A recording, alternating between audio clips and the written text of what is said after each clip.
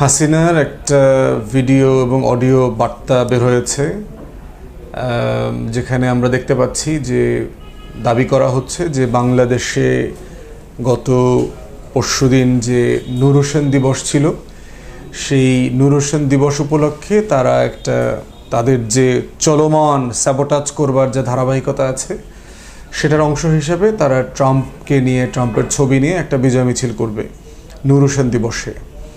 এখন নূর হোসেন কি? নূর হোসেনের ব্যাপারে আওয়ামী লীগের লোকজন দাবি করে সে নাকি যুবলীগের কর্মী ছিল। 1987 সালের ওই দিনটাতে 10ই নভেম্বরে সে পুলিশের গুলিতে মারা যায়। যদিও আমরা নূর হোসেনের পরিবারের বিভিন্ন সময় বক্তব্য শুনেছি, সে আসলে রাজনীতি করতো না, খুবই গরিব প্রান্তিক মানুষ। তাকে মিছিলের জন্য ভাড়া করে নিয়ে আসা হয়েছিল এবং এই স্লোগানগুলো তার বুকে এবং পিঠে লিখে তাকে মিছিল করানো হয়েছিল। এবং আওয়ামী লীগ জানতো যে এখানে গুলি হবে এবং এখানে মানুষ মারা যাবে। এরপরে এই মানুষ মারা যাওয়ার পরে এই লাশের মিছিল নিয়ে আওয়ামী লীগ রাজনীতি করতে পারবে। এটা হচ্ছে একটা আওয়ামী লীগের একটা টিপিক্যাল স্ট্যান্ডার্ড প্রপাগান্ডা মেশিন আর কি। তো সেই নূর হোসেন বুকে এবং পিঠে কি লেখা ছিল যে গণতন্ত্র মুক্তি পাক, স্বৈরাচার নিপাত যাক। এবং আওয়ামী ফ্যাসিবাদের প্যারাডক্সটা দেখেন যে নূর হোসেনের এই প্রতিবাদটা কি জিনিসকে রিপ্রেজেন্ট করে। সে রিপ্রেজেন্ট করছে যে একটা স্বৈরাচার বিরোধী আন্দোলন হচ্ছে জেনারেল এরশাদ, এবং তারপরে হচ্ছে যে আপনার যে এরশাদের বি টিম হিসাবে হাসিনাকে আওয়ামী লীগকে পুনর্বাসিত করা হয়েছে, যে এরশাদের ডাকে 1986 সালে আওয়ামী লীগ ঘোষণা দিয়ে পরে বেইমানি করে সে নির্বাচনে অংশগ্রহণ করে। হাসিনা বলেছিল যারা 86 নির্বাচনে অংশগ্রহণ করবে তারা জাতীয় বেইমান।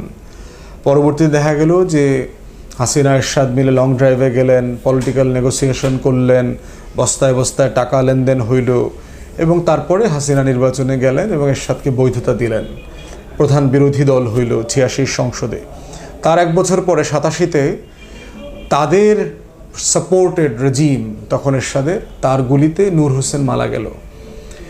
তো নূর হোসেন আসলে কাকে রিপ্রেজেন্ট করে? নূর হোসেন কি আসলে হাসিনাকে রিপ্রেজেন্ট করে, আওয়ামী লীগকে রিপ্রেজেন্ট করে, না এরশাদকে রিপ্রেজেন্ট করে?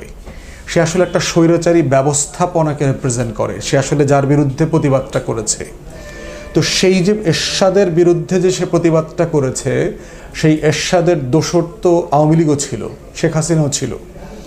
তাহলে যারা 86 নির্বাচনে এরশাদকে ক্ষমতায় আনলো, বৈধতা দিল সামরিক শাসকদেরকে, তার বিরুদ্ধে মিছিল করতে ভাড়াটে লোক এনে তাকে খুন করায় তারপরে অধিকারের আন্দোলনটা দাবি করা, এটার ভিতরে হচ্ছে একটা আওয়ামী ফ্যাসিবাদী প্যারাডক্স আছে। এবং যারা আওয়ামী লীগের ইতিহাস জানে, গত 70-75 বছর ধরে আওয়ামী লীগের ইতিহাস পড়েছে, তারা জানবে আওয়ামী লীগ এই কাজ করতে সিদ্ধহস্ত। সে হাজারবার এই কাজ করেছে, হাজারবার করেছে। যে আপনারা দেখেন যে আওয়ামী লীগের প্রথম সভাপতি মাওলানা ভাসানী, তিনি দল থেকে যখন রিজাইন করলেন সেই 56-57 দিকে নতুন দল করলেন ন্যাপে যে কনফারেন্স হচ্ছে, সেই কনফারেন্সে শেখ মুজিব লোক পাঠায় আপনার এই কনফারেন্স ভণ্ডুল করে দিয়েছে।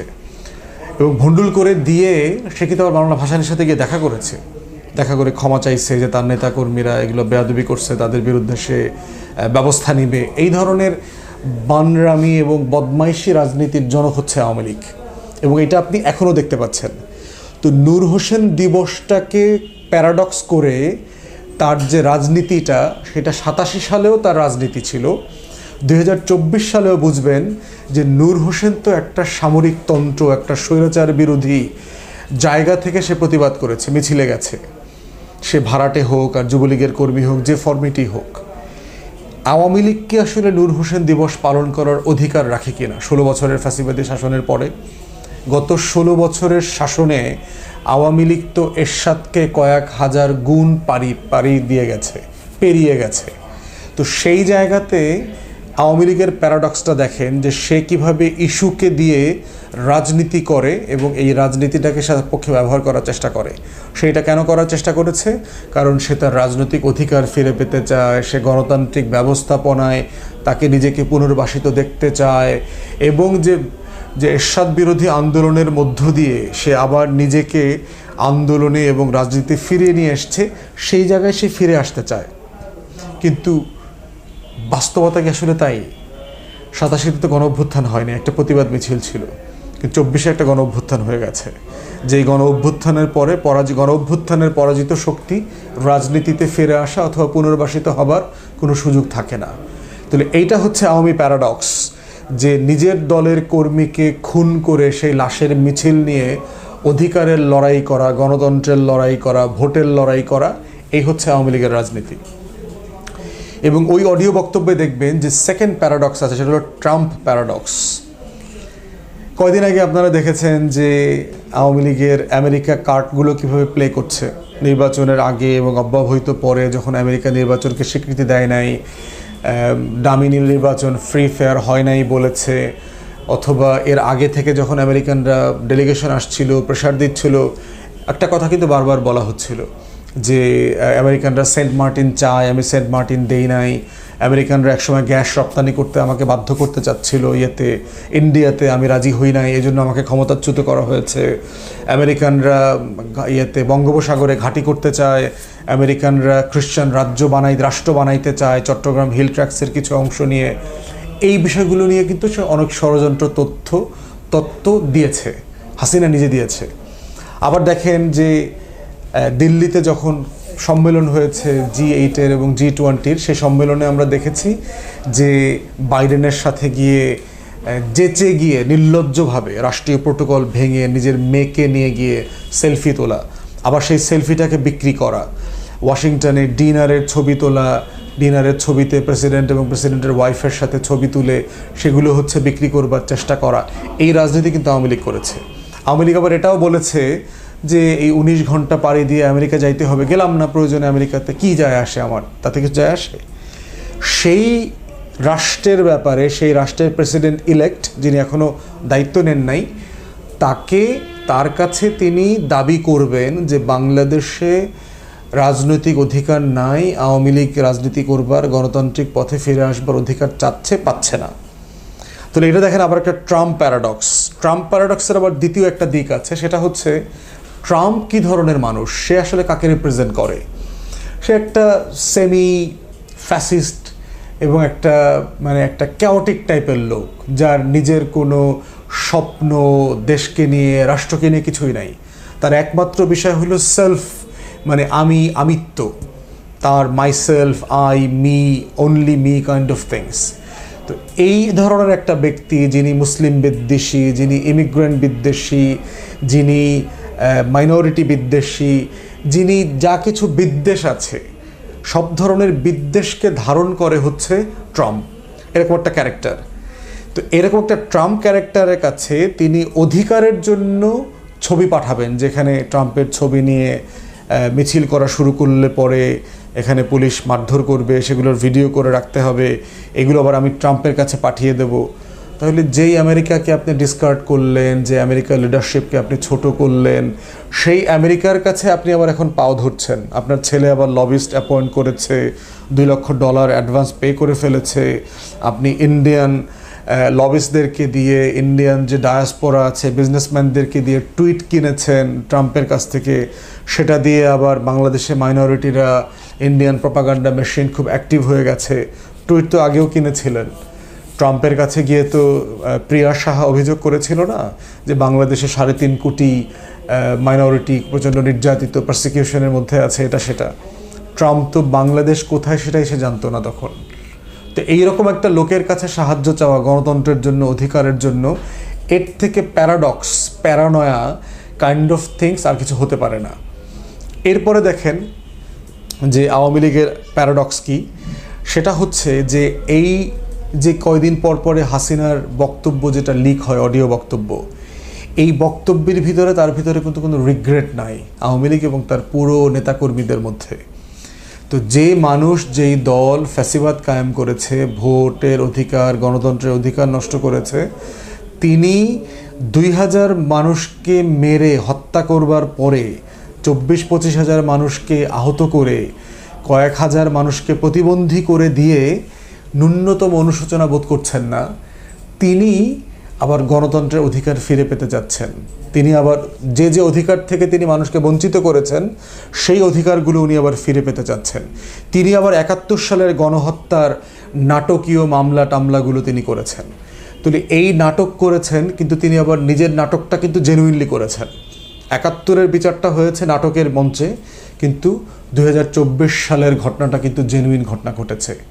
অতএব এই অডিওটার বাস্তবতাটা হচ্ছে যে আওয়ামী লীগ যে একটা কনফিউজ জায়গায় চলে গেছে এবং পতনের জায়গায় চলে গেছে, এইটা একটা ইনএভিটেবল রিয়েলিটি হয়ে গেছে। এই কথাটা আমরা বাংলাদেশে গত কয়েক বছর থেকে বলছি যে বাংলাদেশে আওয়ামী লীগের ভবিষ্যৎ হবে মুসলিম লীগের মতো। মুসলিম লীগ ৬০-এর দশকে যে ভুলগুলো করেছে কিন্তু পাত্তা দেয় নাই, সেই ভুলের থেকে কয়েক হাজার গুণ বেশি ভুল আওয়ামী লীগ গত ১৬ বছরে করেছে, কিন্তু পাত্তা দেয় নাই। বাংলাদেশের নাগরিক সমাজ, বাংলাদেশের রাজনৈতিক দল, ছাত্র জনতা সবাই কিন্তু এই কথাগুলো বলেছে, কিন্তু ২ পয়সার পাত্তা দেয় নাই। পাত্তা না দেওয়ার কারণে যেটা ঘটেছে সেটা হচ্ছে সে একটা পলিটিক্যাল ডাইনোসরের দিকে রূপান্তরিত হচ্ছে। তার ইতিহাস হবে মুসলিম লীগের মতো, তার ইতিহাস হবে হারিয়ে যাবার মতো, তার কোনো ভবিষ্যৎ নাই। আওয়ামী লীগ, জাতীয় পার্টি, ১৪ দলীয় যে কার্টেল আছে, এই পুরো কার্টেল হচ্ছে আগামী দিনে ডাইনোসরের মতো হারিয়ে যাবে। অতএব সেই ফ্রাস্ট্রেশন, সেই ডিপ্রেশনই আমরা বারবার আওয়ামী লীগের নেতা কর্মীদের মধ্যে দেখতে পাচ্ছি। হাসান মাহমুদ বলেছে যে সে বিএনপির সাথে হলেও একসাথে এই গণতন্ত্রের আন্দোলন করতে চায়। তো এর থেকে বড় প্যারাডক্স আর কি হতে পারে, যে মানুষটা গত কয়েক মাস আগে পর্যন্ত তারেক রহমান, খালেদা জিয়া, বিএনপিকে নিয়ে প্রচণ্ড নোংরা ভাষায়, প্রচণ্ড হেয় প্রতিপন্ন করে ট্রল করেছে, স্ল্যাং কথা বলেছে, তিনি এখন বলছেন যে গণতন্ত্র পুনরুদ্ধারে বিএনপির সাথে আন্দোলন করবে তারা একসাথে হয়ে। একটা হচ্ছে আওয়ামী লীগ দল যে গণতন্ত্র আসলে বিশ্বাস করে না। সে ঐতিহাসিকভাবে শেখ মুজিব, শেখ পরিবার, আওয়ামী লীগ, শেখ হাসিনা কেউই কিন্তু গণতন্ত্রে বিশ্বাস করে না। কিন্তু গণতান্ত্রিক পদ্ধতিকে ব্যবহার করে কিভাবে ফ্যাসিবাদ কায়েম করা যায়, বাকশাল কায়েম করা যায়, সেটাতে তারা সিদ্ধহস্ত। এবং সেই জায়গাতে তাকে তার পুনর্বাসনের জায়গা বিবেচনা করে এখন সে বিএনপিকেও টোপ দিচ্ছে যে আসেন আমরা প্রয়োজনে অন্তর্বর্তীকালীন সরকারের বিপক্ষে একসাথে আন্দোলন করব, লড়াই করব। তো এই পুরো বাস্তবতাটা হচ্ছে আওয়ামী প্যারাডক্স। যারা মতিউর রহমান রেন্টুর বই পড়েছেন আমার ফাঁসি চাই, শ্যামলী ঘোষের আওয়ামী লীগের ইতিহাস অথবা মহিউদ্দিন আহমেদের আওয়ামী লীগ সম্পর্কে যদি লেখাজোখা পড়েন অথবা অন্যান্য লেখা পড়েন তখনকার সময়ের, তাহলে দেখবেন যে আওয়ামী লীগ কীরকম একটা ফাও দল। অনেক লোক বলবার চেষ্টা করে আওয়ামী লীগের নাকি অনেক ইতিহাস আছে, ঐতিহ্য আছে। ইতিহাস অবশ্যই আছে, ইতিহাস তো হিটলারেরও আছে, তো মুসলিনেরও ইতিহাস আছে, ফ্রাঙ্কোর ইতিহাস আছে, কিন্তু সব ইতিহাস কি ঐতিহ্য কিনা? না। আওয়ামী লীগের ইতিহাস আছে, কিন্তু আওয়ামী লীগের ইতিহাসটা ঐতিহ্য না, কারণ তার জন্মটাই ছিল আজন্ম পাপ। ১৯৪৯ সালের ২৩শে জুন তার জন্ম। এই জন্মের দিনটা হচ্ছে পলাশী দিবস। বাংলার স্বাধীনতা ১৭৫৭ সালের যেদিন ক্ষুণ্ণ হয়েছিল। অতএব আওয়ামী লীগের ইতিহাস হচ্ছে আজন্ম পাপ। এই আজন্ম পাপী দলটা কখনো পুনর্বাসিত হইতে পারবে না। তার একমাত্র পুনর্বাসন হবে জাদুঘরে, যেখানে পলিটিক্যাল ডাইনোসর আকারে, ডাইনোসরের যেভাবে কঙ্কাল পৃথিবীর বিভিন্ন জাদুঘরে গিয়ে মানুষ দেখে, বিজ্ঞানীরা এটাকে সমাধিস্থ করে একটা সিস্টেম করে এআই দিয়ে এটাকে প্রজেক্ট করতেছে। আওয়ামী লীগ হচ্ছে প্রত্যেকটা জাদুঘরে আগামী দিনগুলোতে ডাইনোসরের মতো কঙ্কাল আকারে পর্যবেসিত হবে এবং সেখানে ভিজিবল থাকবে, এবং সেটার প্রদর্শনীর মধ্য দিয়ে আগামী দিনগুলোতে নতুন প্রজন্মকে নতুন রাজনীতি বিনির্মাণের জন্য আমরা উদ্বুদ্ধ করব এবং আহ্বান জানাবো। এটাই হচ্ছে ২০২৪ সালের ছাত্র জনতা, রাজনৈতিক দল, সুশীল সমাজ, ব্লগার, ভ্লগার, দেশে বিদেশে যারা আছেন সবার সম্মিলিত যে মনসুন রেভলিউশন, যে গণ অভ্যুত্থান, এটার মোদ্দা কথা। আপনাদেরকে ধন্যবাদ।